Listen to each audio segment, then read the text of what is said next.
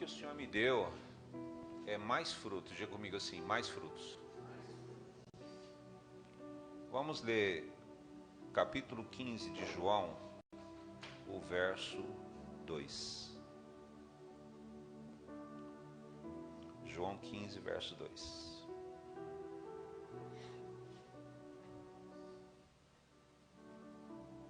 Glória a Deus. Posso ler? Diz assim: Jesus Cristo está falando aqui. Todo ramo que estando em mim não der fruto, ele o corta. E tudo que dá fruto, ele limpa, para que produza mais frutos ainda. Diga comigo assim, mais frutos ainda. Amém? Então eu quero dar a essência daquilo que o Senhor me mostrou, né? Para que então a gente possa orar em busca desse resultado. Aqui Jesus fala sobre uma árvore frutífera, e essa árvore ela precisa ser manipulada, né? Tratada, cuidada de uma forma correta, para que ela venha a ter o resultado necessário. A primeira coisa que o Senhor nos traz para dar uma ênfase sobre a nossa vida: todos os frutos que você gerar na sua vida, você não se alimenta dele. Isso é muito claro na nossa mente, né? Como eu disse para os irmãos, eu gosto muito de limão, né? Mas eu não vi nenhum pé de limão ficar chupando limão. Você passa no pé de limão, está forrado de limão. Fala, não, um pé de limão carregado. Mas você não passa e vê o limoeiro chupando, fazendo suco de limão. Ele gera aquele monte de fruto, né? Tá lá um monte de limãozinho, mas se alguém não for lá e pegar, se ficar lá, se ninguém for lá usufruir daquilo que ele tem, vai cair no chão, vai apodrecer, vai virar em nada. Todo fruto que você tem, você não se alimenta dele. Posso ouvir um amém?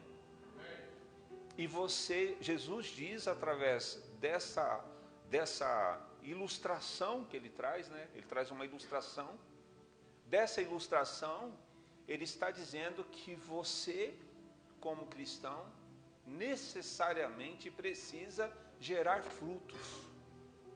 Diga comigo assim, diga eu gero frutos. Amém? Todos nós geramos frutos. Se fala todos, sem exceção, sem exceção. Sem exceção. Por mais que você se sinta incapaz, de repente você se sente muito incapaz, muito inseguro. De repente você fala assim, não, eu sou... De repente você tem um sentimento assim de ser sempre menos que alguém. Sempre alguém é melhor do que você. Por mais que você tenha esse sentimento, você tem que entender que a sua existência, você já foi gerado já para gerar fruto. Você foi gerado para gerar fruto. Então você gera fruto. Há sobre a sua vida essa essência de fruto. Glória a Deus por isso. E aqueles que não dão fruto de jeito nenhum, o texto diz que então o Senhor corta. Corta no sentido assim, você não tem mais parte comigo. Corta. Porque se você não produzir o que é essencial, você não está ligado a Deus. Desde que há fôlego de vida em você, posso ouvir um amém? Desde que há vida em você, há fruto. Se há vida, há fruto. E quando nós então começamos a compreender que todo o resultado que temos na nossa vida são frutos que o Senhor permite que a gente venha a ter, o que Deus faz? Deus começa a cuidar da gente, a tratar a gente, para a gente gerar mais frutos, diga mais frutos. Então a nossa vida está direcionada, ela tem a tendência de crescermos. O crescimento, nosso crescimento, ele não fica estagnado em um determinado ponto. O nosso crescimento, ele é permanente até o Senhor nos recolher. Vocês estão entendendo o que eu estou dizendo? Você cresce constantemente. Agora, para você crescer, Deus precisa tirar de você o que impede o seu crescimento. Tudo que Deus tirar de você, Você é frutífero. Diga assim: eu sou frutífero. Isso você tem que ter convicção. Amém? Você tem que ter convicção, né?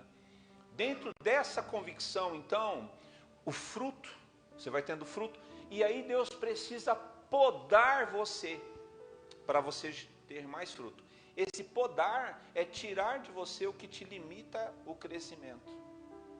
Daí eu dei uma olhada rápida no Google a respeito, né, falar, mas como que seria a poda no sentido, né, literal, de ter algum pé, né, sei lá, algum tipo de trabalho, né, com árvores, né, com árvores frutíferas, sei lá, o que for. E de uma forma breve eu olhei no Google, lá estava lá que a poda é necessária para tirar galho morto, né, até mesmo direcionar o crescimento, algum tipo de praga, tudo que de alguma forma atrapalha aquela árvore de gerar os frutos.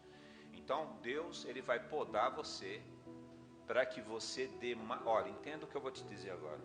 Deus, ele precisa podar você para você gerar mais resultado do que o resultado que você já tem hoje.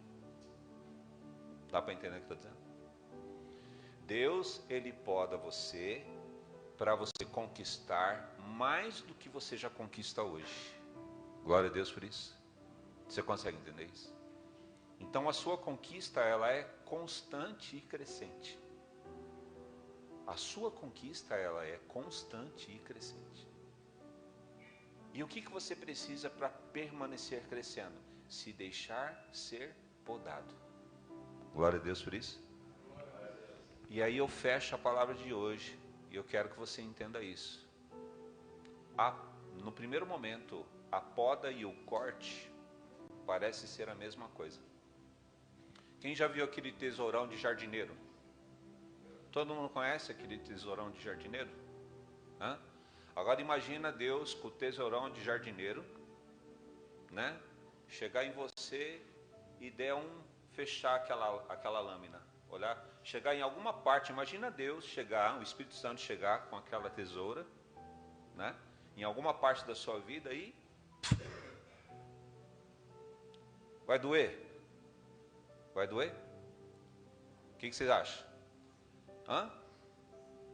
Quem já machucou e fica em alguma parte do seu corpo, fica aquela pelinha meia morta, mas ela está grudada dentro daquele corte que cicatrizou. Aí você olha, essa pelinha morta que eu vou tirar. Aí você vai cutucar a pelinha e de repente você tira junto com a pele morta um pouquinho da pele viva e sai aquele pontinho de sangue. Dói ou não dói? Imagina Deus pegar alguma coisa que está atrapalhando você, está atrapalhando o teu crescimento. Ele vai lá e vai doer? Vai doer. E aí você precisa deixar o Espírito Santo mostrar para você o que é que tem que ser tirado da sua vida. Aparentemente parece um corte, porque aquele que é cortado, ele também vai sentir dor. Mas ele vai sentir dor e ausência de Deus, porque ele está sendo cortado. Ele não tem mais parte com Deus. Agora, aquele que está sendo podado, ele está sendo podado para alcançar coisas maiores. Glória a Deus por isso. Então não deixe o diabo te enganar. Porque de repente alguma coisa é tirada de você e você olha para Deus e fala, mas Deus, por que o Senhor está tirando isso de mim? Aí você se sente um nada na vida. E você não conseguiu compreender que Deus está podando porque aquilo está te limitando para aquilo que Deus quer que você dê como fruto. Então seus frutos, eles precisam necessariamente a cada colheita gerar mais fruto do que a antiga colheita. E nós estamos caminhando, irmãos, para a festa de tabernáculos, que é a colheita profética deste ano. Nós passamos pela festa da Páscoa esse ano, passamos pela festa de Pentecostes, que são os primeiros frutos, e a nossa vida está sendo tratada e cuidada por Deus. Deus está podando a gente de tudo quanto é forma, porque quando chega setembro, outubro, vai gerar-se uma grande colheita na nossa vida, para usufruirmos de tudo isso por um período de mais um ano. Então você precisa se deixar ser podado. Aí você fala assim, mas bispo, como que eu me deixo ser podado? É simples. Você precisa deixar o Espírito Santo dizer para você o que está errado em você com relação à palavra.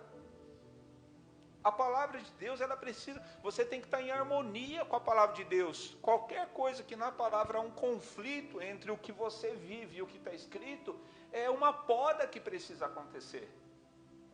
Tudo que você recebe da palavra de Deus, que você não vive, você não pratica, às vezes você não crê, ou então você não está afim de mexer nisso na sua vida. É uma poda que você precisa deixar o Espírito Santo tratar isso na sua vida. Você tem que acreditar no poder de Deus manifestando-se sobre você e gerando sobre você algo novo, uma novidade, algo que venha trazer sobre você reino, venha trazer céu. O céu está aberto sobre a tua vida, pastor, amém? O céu está aberto sobre a sua família. Então você precisa pisar firme, convicto, de que o Senhor está tratando você, tirando aquilo que te limita, aquilo que está morto, aquilo que está, te atrapalhando, para que você, exploda de crescimento. Para que as pessoas olhem para você e falem assim, nossa, como essa família tem frutos, como essa família tem, assim, testemunhos para contar, e você precisa, então, olhar para você e falar assim, se eu tenho testemunhos, eu tenho acumulado testemunhos, esse acúmulo de testemunhos ainda é menor do que a próxima colheita que o Senhor já está preparando para mim. E assim até o Senhor te recolher. Glória a Deus.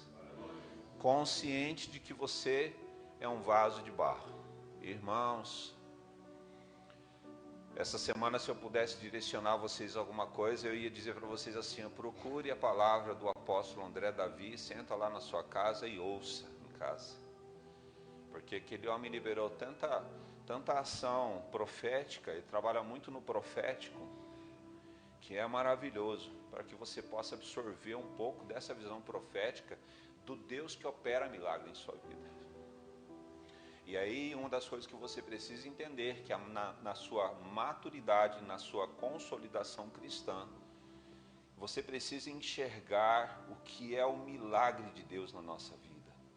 Uma das coisas que o Senhor nos identifica na sua palavra, que nós somos uma vasilha, quando se fala do vaso de barro, mas a gente é um recipiente tão frágil. Nós somos uma coisa assim tão frágil, gente. Você pega a composição de coisas, uma composição de, alguma coisa de vidro, uma coisa de barro, uma coisa de, de ferro, de aço. Você pega um utensílio de aço, você fala, isso aqui é resistente.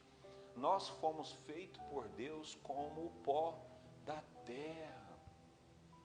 Irmãos, sabe qual que é a matéria-prima? Quando você olha para esse corpo, você fala, qual que é a matéria-prima para eu ter o corpo que eu tenho? Não é nem aquela poeirinha que fica, estrada de terra, tempo de calor, que fica aquela camada de terra solta em cima. Não foi aquilo que Deus usou. O que Deus usou, sabe quando o carro passa naquela terra seca, solta, quando o carro passa, que vira aquela nuvem, que às vezes você está com o teu carro, você tem que diminuir a velocidade quando passa um carro do teu lado, porque fica aquele pó denso. É essa matéria-prima. É disso que você foi feito, do pó. Você foi feito do pó. Para você entender a sua fragilidade, o que você precisa entender com a sua fragilidade? Na sua fragilidade, Deus te faz viver tanta coisa que dá a impressão que você é de aço, mas você é de pó. Como é que pode sermos feitos de pó e termos resistência de aço? Porque a força não é sua, a força é Deus em você, o tempo todo. Glória a Deus por isso. Aí você precisa ter coragem, a palavra de Josué, né? Você precisa ter força e coragem, por quê? Porque você vive milagres a cada instante e você continua de pé. Então, não tenha medo das suas dificuldades.